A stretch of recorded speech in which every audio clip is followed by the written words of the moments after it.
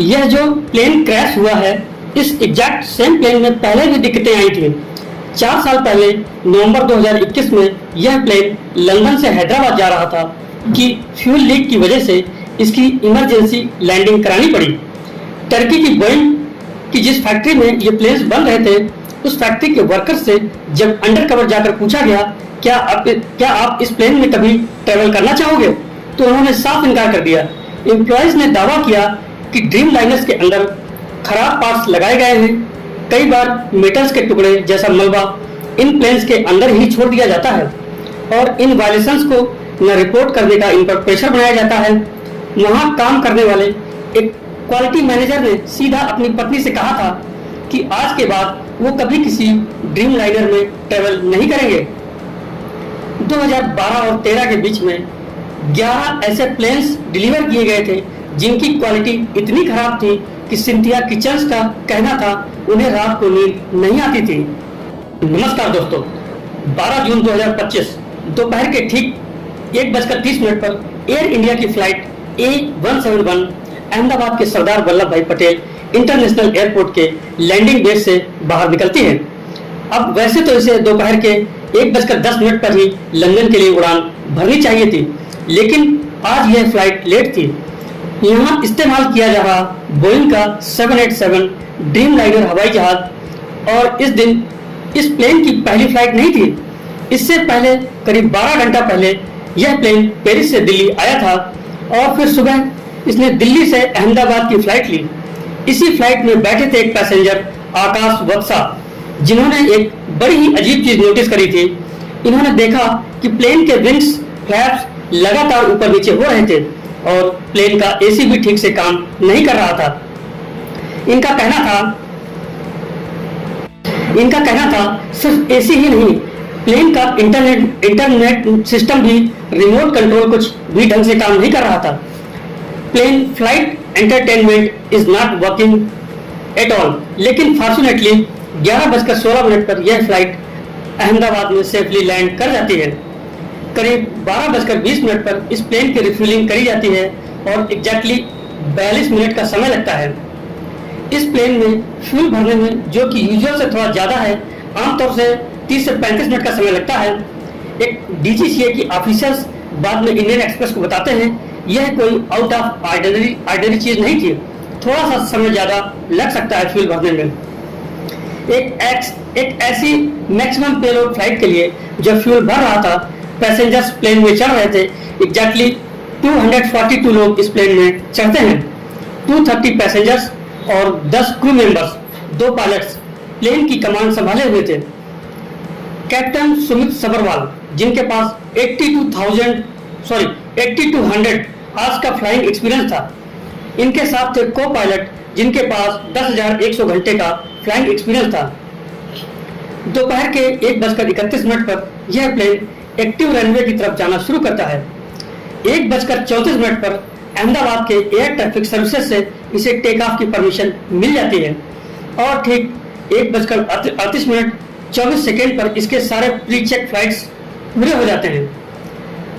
Take off करने से पहले किसी भी तरह की कोई वार्निंग नहीं थी। रनवे चेंज, थ्रस्ट मॉडिफिकेशन और फ्लैप एडजस्टमेंट की कोई रिक्वेस्ट भी नहीं आई थी। वेदर भी ठीक था, विजिबिलिटी भी अच्छी, टेम्परेचर थोड़ा ज़्यादा था लेकिन ऑपरेशनल लिमिट के अंदर था। यह प्लेन रनवे नंबर 23 पर जाकर अपनी पोजीशन लेता है। 1:48 और 44वें पर यह प्लेन रनवे नंबर 23 से टेक ऑफ कर जाता है। अगर आप इस इंटरनेशनल एयरपोर्ट को सैटेलाइट इमेजरी से देखेंगे तो आपको दिखेगा इसमें एक ही रनवे है और चारों तरफ यह एयरपोर्ट घिरा हुआ है रेजिडेंशियल एरिया से।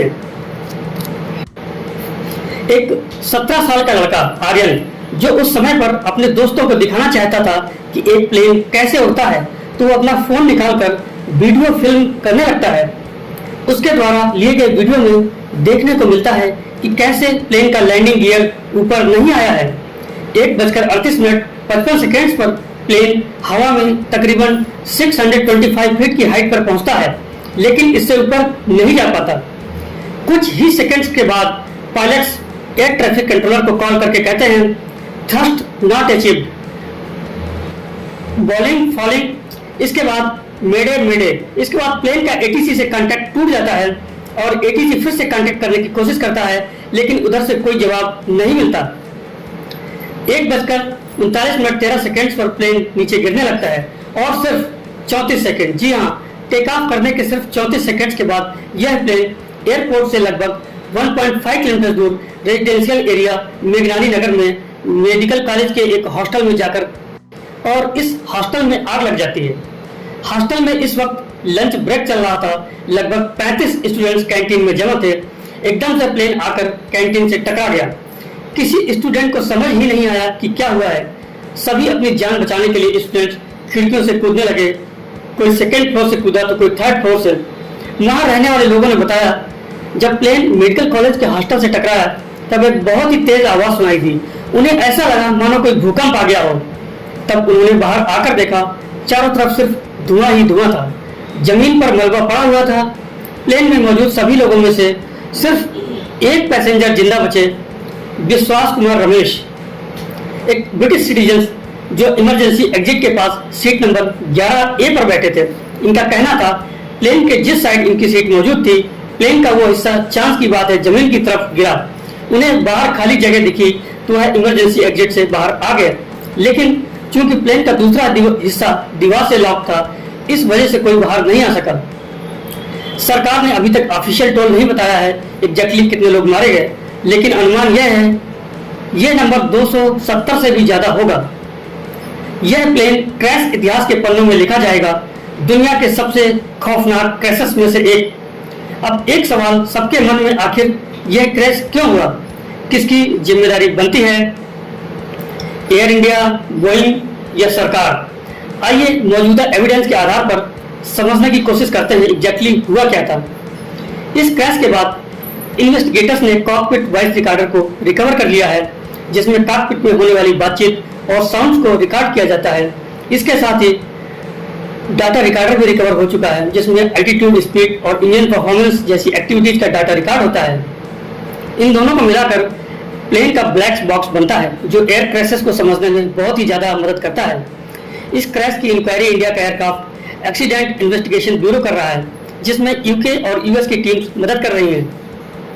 लेकिन इसके अलावा क्योंकि यह प्लेन एक American made in Boeing aircraft है, तो इसकी वजह से यूएस का नेशनल ट्रांसपोर्टेशन सेफ्टी बोर्ड भी पैरेलल इन्वेस्टिगेशन कर रहा है। कुछ दिन पहले खबरों में आया कि इस प्लेन के ब्लैक बॉक्स को इंडिया से बाहर अमेरिका में भेजा जा रहा है और इन्वेस्टिगेशन के लिए AI crash probe is concern. We are now learning that the black box will be sent to United States and all of the data will be recorded in the US itself. लेकिन सरकार ने कहा यह गलत है।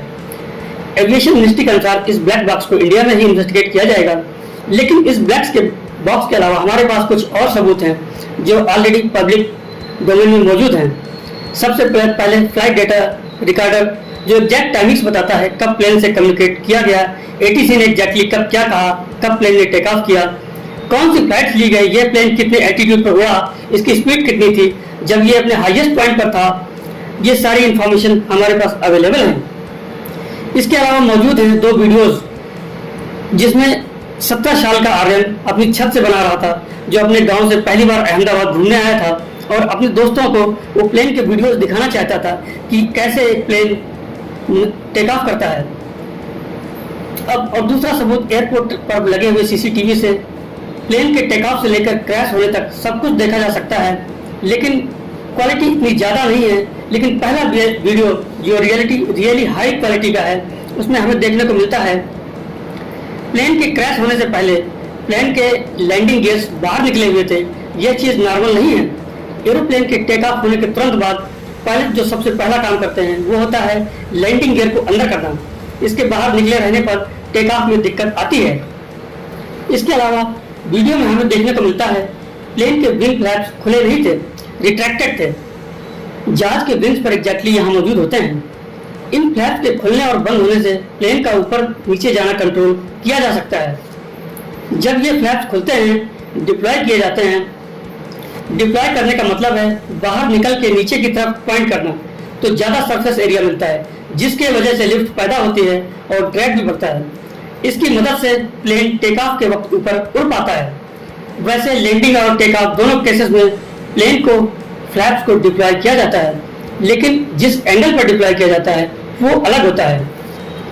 लेकिन सिर्फ जब प्लेन हवा में उड़ रहा होता है फ्लैप्स को रिट्रैक्ट करके रखा जाता है। अब हमारी इस एयर इंडिया की फ्लाइट में टेक ऑफ के वक्त फ्लैप्स रिट्रैक्टेड थे, सही तरीके से खुले हुए नहीं थे और लैंडिंग गियर भी बाहर था।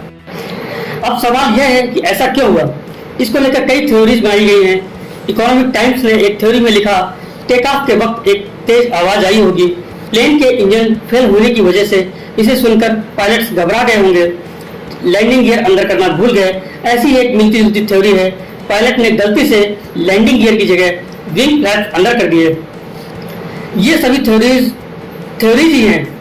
पायलट की गलती थी, लेकिन एयर इंडिया के एक 787 के पायलट ने बताया, इस थ्योरी के साथ सबसे बड़ी दिक्कत है, ड्रीम लाइनर्स में बड़े बड़े वार्निंग सिस्टम्स लगे होते हैं। अगर फ्लैप्स अच्छे से सेट नहीं हुए तो पायलट्स को वार्निंग दी जाती है और ढेर सारी वार्निंग लाइट्स जलने लगती हैं। इसके अलावा कैप्टन सुमित सबरवाल का 8000 से ज़्यादा फ्लाइंग आवर्स का एक्सपीरियंस था, जो बहुत ही एक्सपीरियंस पायलट थे। वो इस चीज़ की संभावना बहुत ही कम है कि पायलट की तरफ से कोई गलती हुई होगी। दोस्तों, अगर ये थ्योरी सच नहीं है तो इसके बाद मोटे मोटे तौर पर एक ही पॉसिबिलिटी बचती है, प्लेन में अचानक से टोटल पावर लॉस हो जाना। और ऐसा होने का एक बड़ा सबूत हमें आर्यन के वीडियो में देखने को मिलता है। करीब से देखेंगे तो इस वीडियो में आपको प्लेन के नीचे एक और ऑब्जेक्ट दिखाई देगा। कई सारे एक्सपीरियंस पायलट्स और एक्सपर्ट्स के मुताबिक यह चीज है रैम एयर टरबाइन, एक छोटा सा विंड टरबाइन है जो इमरजेंसी सिचुएशंस के लिए आज के दिन लगभग सभी एरोप्लेन में मौजूद होता है। इमरजेंसी सिचुएशंस में एरोप्लेन में कुछ क्रिटिकल इलेक्ट्रिकल और हाइड्रोइलेक्ट्रिक सिस्टम काम करते हैं।